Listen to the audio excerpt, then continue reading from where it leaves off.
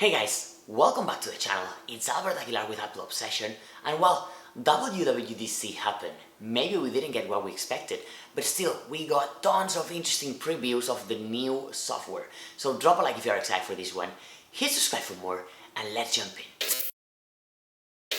Okay, so let's start with iOS 15 because we're getting a lot of interesting things. Starting with this new share feature where you're gonna be able to, share if you're watching something through FaceTime with your loved ones, with your friends, if they're away, if they are anywhere else in the world. That's really, really interesting.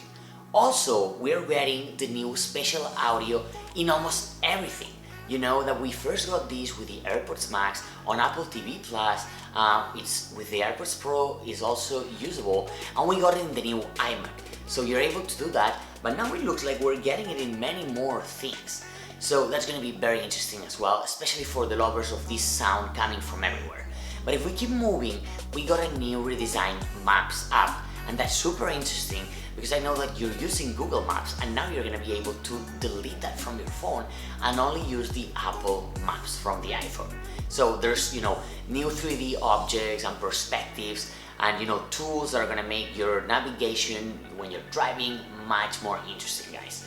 Also, moving into the weather app, we also got a ton of updates here, and I know Apple users have been demanding those for quite a while sometime. We're getting the radar, so you can delete weather back. We're also getting a new update, so you're going to be getting much more information from the city that you choose, such as temperature, the weather, the radar, upcoming lighting, like tons of interesting stuff. Also, there's new emojis, new things that you can share through the iMessage app, but the most interesting thing for me from iOS 15 is the focus capacity.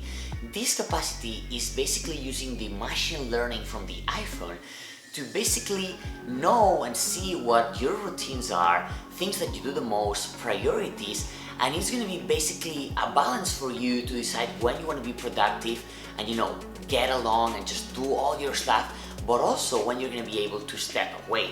So it's all based on productivity and efficiency, and it's called focus. And that's going to be really interesting because I think with the iPhone, with the Apple ecosystem, we're always talking about maximizing our time, taking those devices to the next level by just giving them what we need the most at the most crucial times. And I think this capacity of focus is just basically doing that. Also, notifications, they have a new look, they have been redesigned and revamped, so the icons and the emojis are bigger, so you get a sense of you're getting, it's not just a message on your phone, it's a notification, you have to pay attention, it's something important.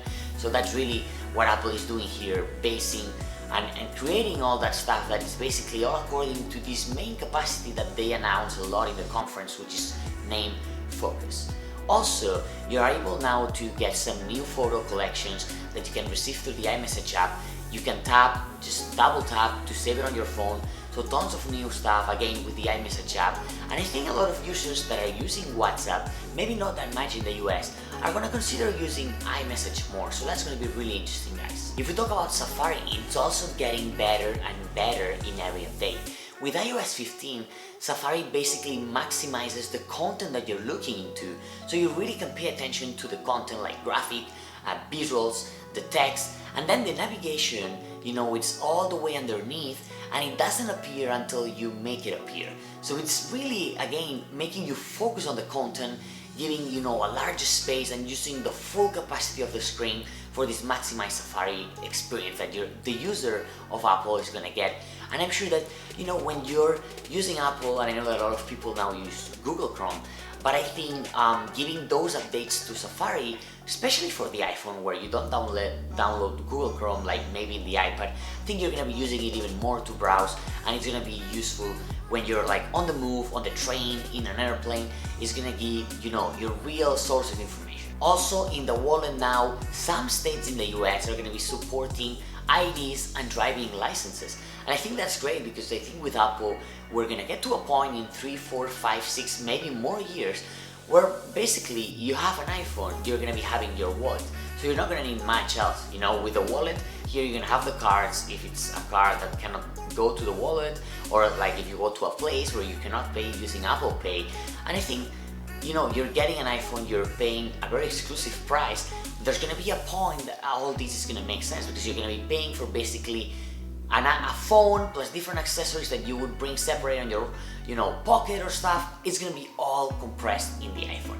And I think with every update that Apple is releasing, together with the new hardware, like the new iPhone 13, 14, like the new devices that are coming, and the new software, iOS 16, iOS 17, we're getting to this point where it's all about maximizing your time, focusing on what you need, but also being able to disconnect when you're not using the phone, and obviously just with the phone having almost everything that you need. With the photos also, we got some updates, especially something that I think the users have been demanding for a long time, that is that now you can use and put live text on your pictures. On the health app, we also got some new ways that you're going to be able to share your health with your loved ones or with the people you love, so they can take your metrics and have even more information. And then obviously, if we head into the privacy, we know that Apple is always working hard to ensure that their iPhone users get the best privacy out of any other smartphone or cell phone in the world. So basically what they're doing is, obviously they're going to make sure that you know what every app is doing, what information is taking from you, with the permissions that you've granted to this specific app. And I think that's really interesting as well, because we deserve to know what, sometimes we press ask not to track, allow, but then, okay, what apps are doing what? So that's going to be very interesting as well. Then guys, if we move to iPadOS, we know that many of the features that we're getting with the iPhone, with the iOS 15, we're also getting them into the iPad. But let's emphasize on two things. The first one with the iPad is the multitasking. We know that obviously we are calling the iPad a computer, supercharged with M1 Pro, M1 Pro, this Apple silicon chip that basically we don't get Final Cut Pro, we don't get any things from the MacBook Pro. So really, I think you're going to be asking for a refund, or you're going to be returning your iPad if you actually want or got the new iPad with M1 chip, because basically you have so much power and there's nothing to use that power. So it doesn't make sense. And I know that a lot of people are complaining about that, because at least we said, okay, let's wait. They released the iPad M1 supercharged, Apple Silicon in the iPad. Okay, perfect. We're gonna get probably something to work on Logic, on Final Cut Pro, but it didn't happen. Not at least not now. So we're gonna have to wait. But the multitasking new features seem very interesting. You can check those out. And then also you're gonna be able to customize a little bit more the widgets on the home screen. So I think, yeah, that's cool, but I can do that with the 2018 iPad and I don't need the new iPad. Then moving on to the WatchOS, what we can do with the WatchOS, and the most interesting thing for me is what you can do when you are texting. Sometimes I don't have the phone on me, so I'm actually writing on the Apple Watch. But now the way they're making is that you're able to fix the text in a much more quicker way without having to scroll down and change to just write or text or put a sentence that is already defined by the system, that you can change those. So I think that's very interesting. And the other thing is that you can have a portrait picture from your iPhone as a watch face. So I think that's really cool. It's a little nice update. There's a couple of more things that I'm gonna leave here down below as well. But those are the most interesting things. And then, last but not least, macOS 12, it's finally called Monterey. We knew that it could be either Mammoth or Monterey. I think it was Mac Rumors that spotted those two names. We got Monterey, and let me tell you that the way they presented it with the iMac, with the purple iMac and this background, oh my god, it looks amazing, guys. So just for that, I think there's a couple of quick things that are going to be really interesting. Again, we were not expecting tons of upgrades or updates, because we know that we had the huge redesign last year. Even Mark Gurman said it's going to be more of a muted upgrade, and I think that's what we got. But I think it's really, really cool. I'll be going more in depth on that in another video, but I just wanted to touch base on all the things that we got at WWDC. Now, I know it, the most disappointing thing, no MacBook Pros. We didn't get any hardware. I don't think it's gonna happen in the rest of the week. It had to be today in the ban. But then we think about it and it's like, yes, Mark Gurman said Apple is ready, the MacBook Pros, they should be ready in the summer. We're 2 weeks away from the summer. So yeah, no one said that it would be 100% coming in WWDC. Again, John Prosser also said, remember how we don't usually get hardware at WWDC? Well, yeah, definitely, we didn't get it this time. But hey, that was all for today. I know that you're excited for the MacBook Pro. For sure they're coming rather sooner than later, but we just have to wait a little more.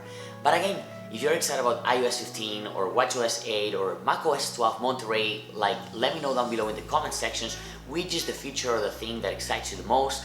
Drop a like if that was helpful, guys. And again, I'm Albert Aguilar. Hit subscribe for more here with Apple Obsession, and we'll catch you very soon in my next video.